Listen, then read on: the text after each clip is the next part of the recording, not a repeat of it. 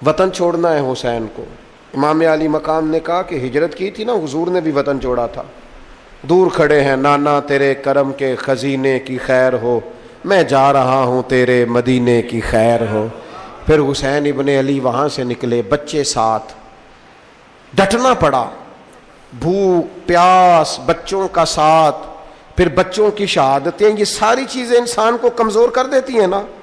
لیکن جس کی شان بڑی ہوتی ہے اس کی آزمائش بھی بڑی ہوتی ہے. چھوٹی چھوٹی باتوں سے گھبرا جانے والی امت، ذرا ذرا سی بات پر پریشان ہو جانے والے لوگ، لڑکھڑاتے قدم، الجھے خیالات، بے چینیاں، بے قراریاں، بہتے آنسو اور ہر وقت مظلومیت کا اظہار کرتی قوم اگر اپنے قدموں پہ کھڑا ہونا چاہتی ہے، امت اگر پھر سے امت سازی چاہتی ہے، امت اگر کھڑے ہو کے اور اللہ کی عطا پر راضی رہ کر اپنی زندگی گزارنا چاہتی ہے، ایک ہی فارمولہ ہے، اس قوم کو امام حسین کی سیرت سے آگاہ کر دو.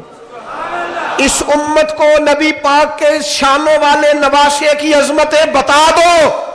یہ جو لوگ سہمے سہمے، ڈرے ڈرے سے، پریشان سے، کمزور سے، غریبی کی بات کرتے، دیہاتی ہونے کی بات کرتے، سہمی سہمی باتیں کرتے، انہیں کہو ڈرو نہ.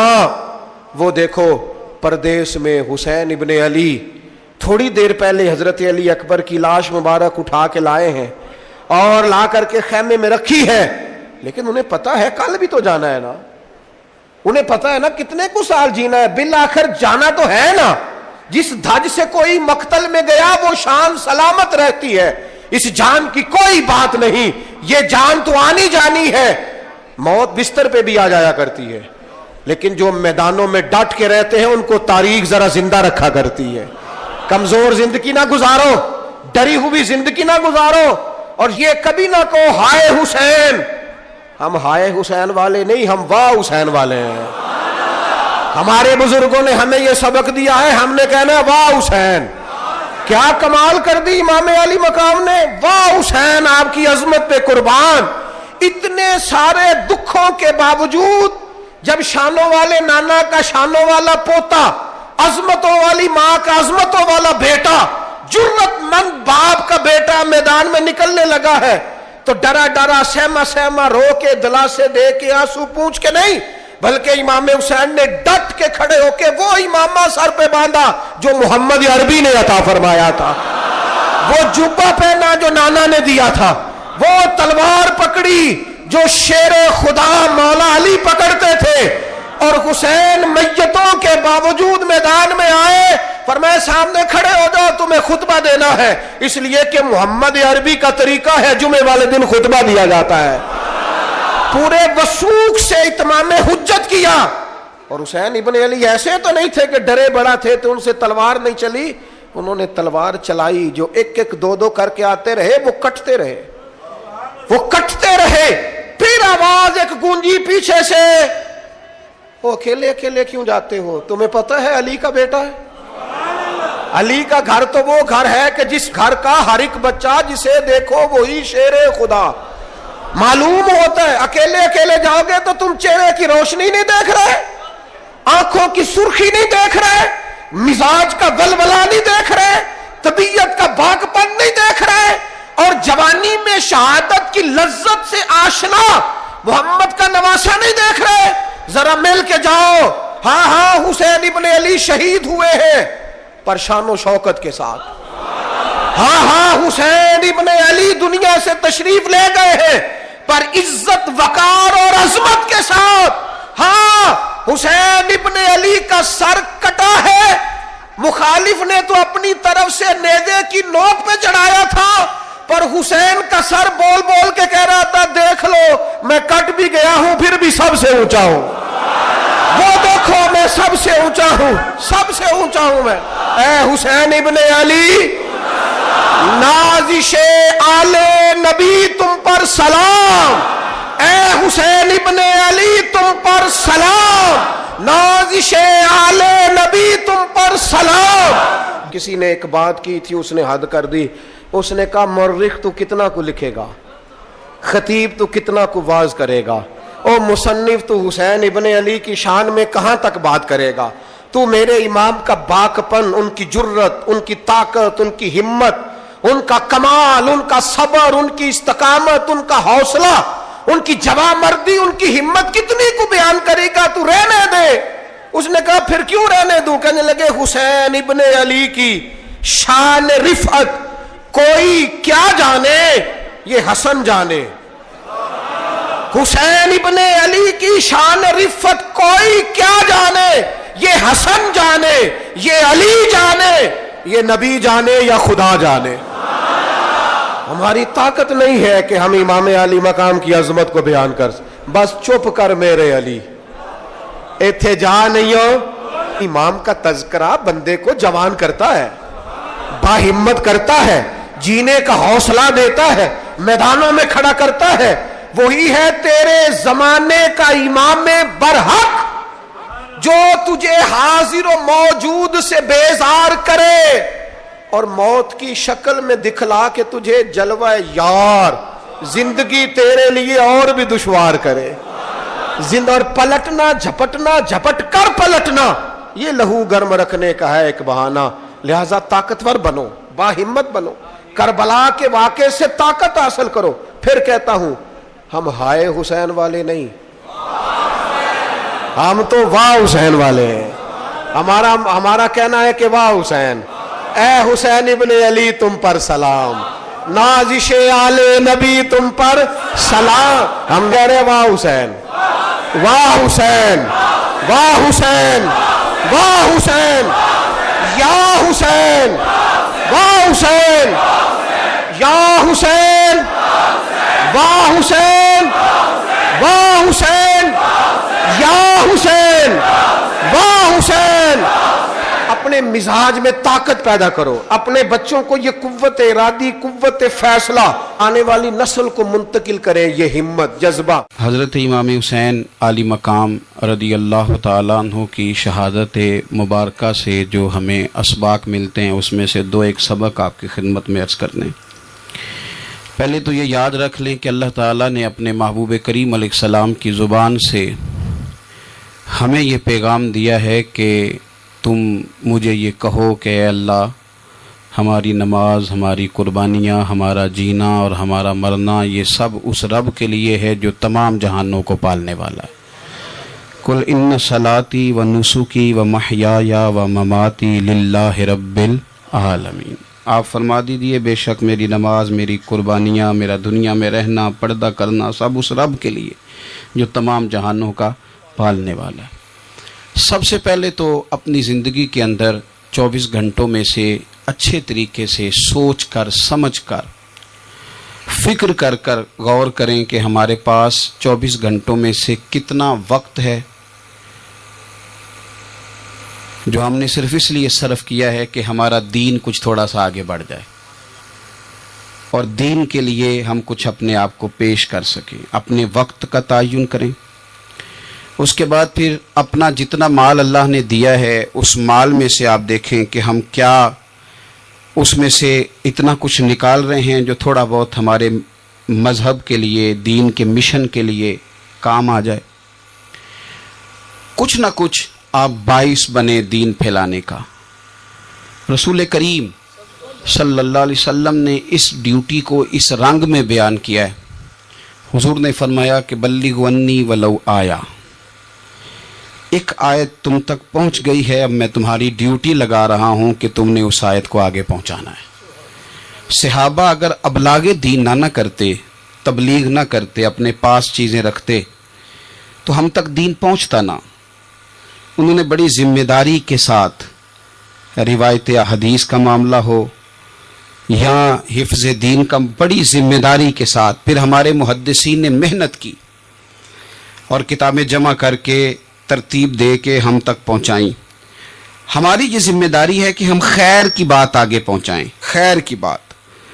ہمیں بڑی مثالیں آتی ہیں، بڑی ساری چیزیں ہمارے پاس ہوتی ہیں، بڑا کچھ ہم کہہ سکتے ہیں، بڑی ہمیں کہانیاں یاد ہوتی ہیں، تو یہ تو ہمیں الجھا دے گا یہ سارا معاملہ۔ کیا یہ اچھا ہو کہ ہم جمعے والے دن اپنے خطیب صاحب سے جو حدیث سنتے ہیں اسے اچھے طریقے سے ذہن میں بٹھائیں اور پھر پورا ہفتہ گھر کے اندر بازار کے اندر، گلی کے اندر، دوستوں میں، بچوں میں جب بھی بیٹھیں تو اپنی بات مدینے والے رسول کی بات سے شروع کریں، اور آپ کو ذائقہ اتنا ملے گا کہ کسی نے حضرت ابو ہریرہ رضی اللہ تعالیٰ عنہ سے پوچھا تھا کہ آپ کو کیا شہد لگا ہوا ہے کہ ہر وقت لوگ آپ کے گرد بیٹھے رہتے ہیں، ہر وقت مجمع ہی رہتا ہے؟ کچھ لوگ ہوتے ہیں نا جی، وہ بیٹھ جائیں تو محفل ہو جاتی ہے، چلنے لگیں تو جلوس ہو جاتا ہے۔ کچھ لوگ ہوتے ہیں، تو کہا حضرت آپ کون سا شہد ہے؟ تو حضرت ابو ہریرہ فرمانے لگے شہد میاں کوئی بھی نہیں، میں نہ کسی کو اپنی بتاتا ہوں، نہ باپ دادا کی بتاتا ہوں، نہ برادری قبیلے کی بتاتا ہوں، میں تو جس کو بھی بتاتا ہوں محمد عربی کی بات ہی بتاتا ہوں۔ تو بس یہ آپ سمجھ لیں کہ میری بات بن گئی ہے تیری بات کرتے کرتے۔ تو ایک یہ بات آپ نے ذہن میں رکھنی۔ دوسرا پیغام میرا آپ کے لیے یہ ہے آج کی اس خوبصورت بزم میں کہ دین اور دیندار لوگ ایک نیکی کریں کہ وہ لوگوں کے دلوں میں اگر دین کی محبت نہیں بھر سکتے تو کم از کم نفرت تو نہ بھریں۔ اب تو یقین کریں کہ تکلیف روز بروز بڑھتی چلی جا رہی ہے، یوں لگتا ہے کہ دین دنیا میں صرف بحث کرنے کے لیے آیا، لڑائیاں ہی لڑائیاں، مناظرے ہی مناظرے، بحث ہی بحث۔ کیا شکل دکھا رہے ہیں ہم لوگوں کو مذہب کی کہ اس میں صرف بحث ہے، لڑائی ہے۔ نبی پاک صلی اللہ تعالی علیہ وسلم کم ناراض ہوتے تھے، لیکن مسلم شریف میں حدیث ہے، کچھ لوگوں نے شکایت لگائی کہ یا رسول اللہ صلی اللہ علیہ وسلم ہماری مسجد کا امام لمبی نماز پڑھاتا ہے، کوئی اتنا قابل تعزیر جرم تو نہیں تھا، نماز لمبی پڑھاتا ہے۔ تو مسلم شریف میں ہے کہ اللہ کے محبوب صلی اللہ تعالی علیہ وسلم غضبناک ہوئے، اور لفظ کیا ہے؟ حضور فرمانے لگے میں لوگوں کو دین کے قریب کرتا ہوں، تو دور کرتا ہے۔ فرمایا خود پڑھنی ہو تو جتنی مرضی لمبی پڑھنا، لیکن لوگوں کو مختصر نماز پڑھا تاکہ وہ دین کے قریب آئیں۔ حضور مفتی اعظم عالم اسلام شہزادہ اعلیٰ حضرت شیخ مصطفیٰ رضا خان صاحب رحمۃ اللہ علیہ، ہمارے دادا مرشد، آپ کے خلاف کچھ لوگوں نے کتاب لکھی اور بریلی شریف کے عرس میں وہ کتاب بانٹی گئی۔ 24 صفر کو علماء کی وہاں میٹنگ ہوتی ہے اور ہزاروں علماء اس میں راسخ العلم لوگ وہاں موجود ہوتے ہیں، راسخ العقیدہ۔ حضور مفتی اعظم نے وہ کتاب سامنے رکھی اور کتاب سامنے رکھ کے علماء سے کہا کہ یہ شرعی اعتراض ہے مجھ پر اور یہ اس کا جواب ہے، یہ شرعی اعتراض ہے، یہ اس کا جواب ہے، یہ شرعی اعتراض ہے، یہ اس کا جواب۔ جو شرعی اعتراض تھے ان کے جوابات دے دیے۔ فرمایا کچھ انہوں نے نا اخلاقی اعتراضات کیے ہیں تو میں کسی کی ذات پر اتر کر بات نہیں کرنا چاہتا۔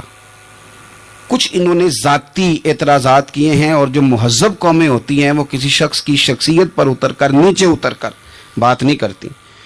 تو یہ شرعی اعتراضات تھے، یہ جواب ہے۔ تو علماء نے پوچھا کہ حضرت یہ کتاب کب چھپے گی؟ تو آپ فرمانے لگی چھپے گی کوئی نہیں ہے۔ کہا حضور نے آپ کے خلاف لکھا ہے تو آپ کہتے ہیں چھپے گی نہیں، آپ کو بھی تو چھاپنی چاہیے۔ تو آپ فرمانے لگے یار جی انہوں نے لکھا ہے تو کچھ بندے نا اس کتاب کی وجہ سے مجھ سے کٹ کے ان سے جڑ گئے ہیں،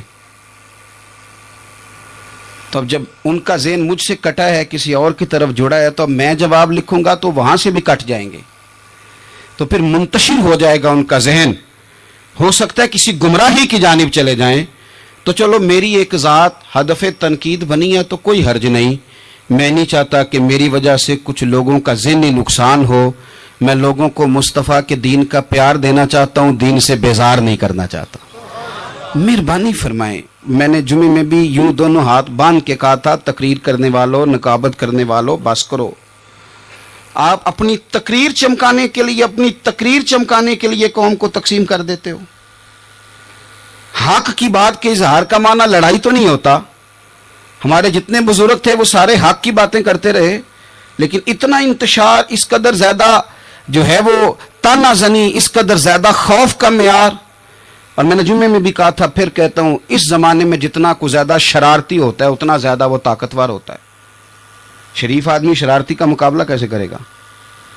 ہم نے شرارتی لوگوں کو مضبوط کر دیا ہے۔ تو دین سے نفرت نہیں دلائیں، لوگوں کو دین کے قریب کریں، لوگوں کو دین کی محبت دلائیں، لوگوں کو دین کے قریب کریں، دین کا ذوق دلائیں، لوگوں کو قریب کریں۔ آج کی بات ہے، ایک دوست بڑی دور سے آیا ہے، آج کی بات بڑی دور سے، اس نے مجھ سے آ کے کہا کہ حضرت صاحب اب تو میری حالت یہ ہے کہ میں گناہ کر کر کے تنگ آ گیا ہوں، میرے ارد گرد گناہ کے مواقع رہتے ہیں، میں تنگ آ گیا ہوں، لیکن میں ایک منتشر آدمی ہوں، مجھے ہر وقت کا وسوسہ، ہر وقت کی پریشانی، ہر وقت کی مصیبت۔ وہ کہتے ہیں میں جس عالم کے، درویش کے، صوفی کے، مولوی کے قریب جانے لگتا ہوں اس کے خلاف مجھے کوئی نہ کچھ ہے مل جاتی ہے۔ تو دین سچا ہے، کھرا ہے، تو کیا ایسا نہیں ہو سکتا کہ دین پہ عمل کرنے والا بھی کو کھرا مل جائے؟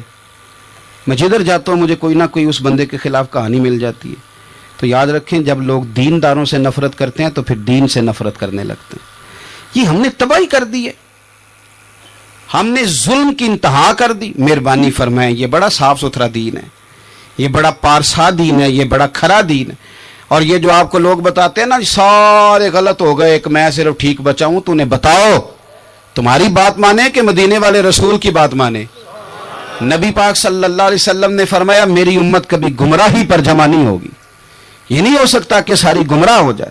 تو اس لیے انتشار کا مزاج چھوڑیں اور لوگوں کو میٹھا، ٹھنڈا، پیارا، خوبصورت دین لوگوں تک پہنچائیں، میٹھی بات کریں اور اچھے طریقے سے لوگوں تک پیغام حق پہنچائیں۔ لوگ کہتے ہیں جی میں بات سچی کرتا ہوں اس لیے تلخ رہتا ہوں۔ نبی پاک سے زیادہ سچی بات تو کوئی بھی نہیں کرتا تھا، حضور بات بھی سچی کرتے تھے اور لہجہ بھی شہد سے زیادہ میٹھا ہوتا تھا۔ تو یہ کون سی کہانی سنا رہے ہو؟ نہیں کہ میں کڑوا اس لیے ہوں کہ میں سچ بولتا ہوں، سچ کڑوا نہیں ہوتا، سچ تو شاندار ہوتا ہے، سچ تو سونا ہوتا ہے، سچ کا تو چہرہ نکھرا ہوا ہوتا ہے، سچ کہاں کڑوا ہوتا ہے؟ کڑوا کسیلا تو ہے، اس لیے تو نے ساری تباہی اتار دی۔ تیسری بات، آج کی اس گفتگو میں تیسرا پیغام امام علی مقام کی شہادت کے لحاظ سے یہ سنیں کہ ضروری نہیں کہ جو بات آپ کر رہے ہوں سارے لوگ اسے ایگری بھی کریں، یہ بھی ضروری، تو سب کو منوانے کا مزاج بھی چھوڑ دیں، یہ بھی امام حسین کا پیغام ہے۔ اس وقت تو ڈھیر سارے لوگ یزید کی طرف چلے گئے تھے اور امام علی مقام میدان میں نکلے اور معمولی آدمی نہیں، نواس رسول، جگر گوش ہے بطول، یہ جو کربلا کی ریت پہ خون بہا ہے، یہ آپ کو پتہ ہے خون کس کا ہے؟ یہ رسول کریم کا خون ہے، یہ نبی کریم کا خون بہا ہے۔ اللہ کرے آپ کو سمجھ آئے، نبی پاک کا خون بہ گیا، لیکن 4.5 سال حکومت پھر بھی یزید کر گیا۔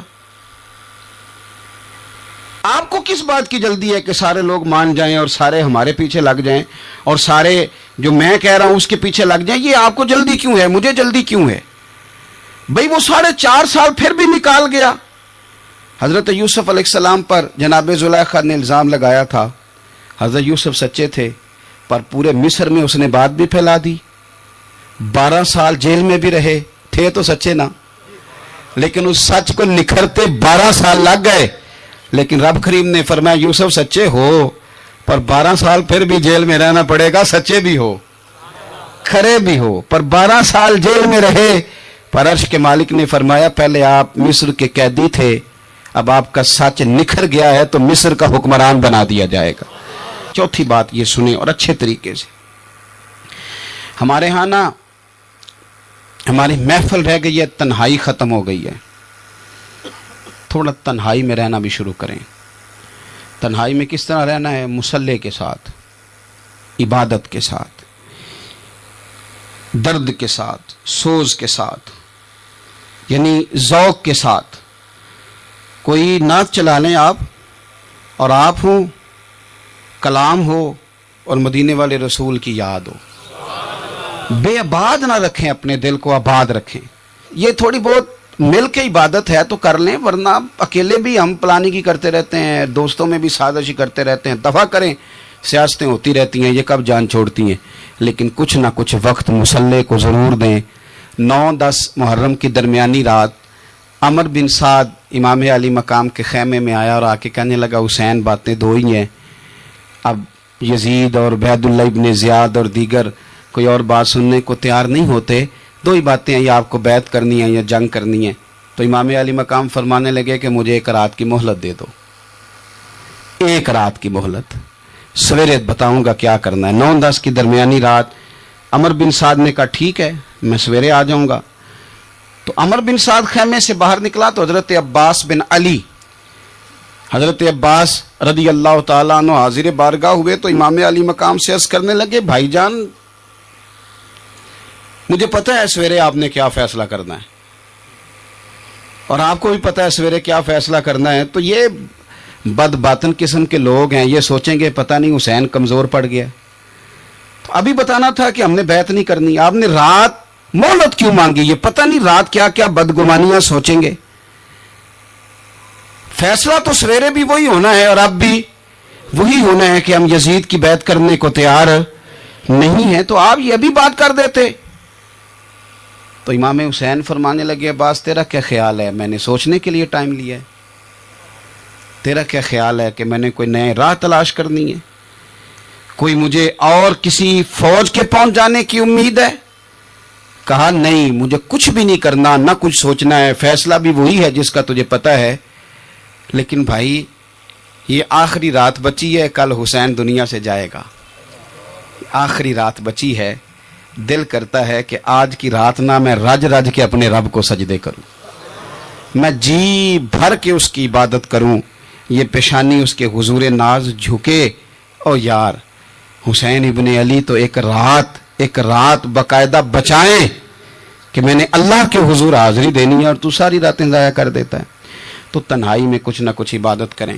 میں اللہ کے حضور دعا کرتا ہوں کہ اللہ تعالیٰ میدان کربلا کی ہواؤں کا صدقہ، اللہ تعالیٰ حسین ابن علی کے خون کا صدقہ ہماری زندگی پردہ پوشی والی کرے اور موت ایمان والی کرے.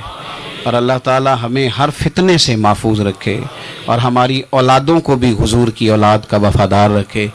آخر دعوانا دے کے حضور آکھن منگتے دی خیر ہووے، دے کے حضور آکھن منگتے دی خیر ہووے. منگتا کبے سخی دے، منگتا کبے سخی دے، بوہے دی خیر ہووے. دے کے حضور آکھن منگتے دی خیر ہووے، دے کے حضور آکھن. اور جنت بڑی جگہ لگیا جڑی جگہ تے، جنت بڑی جگہ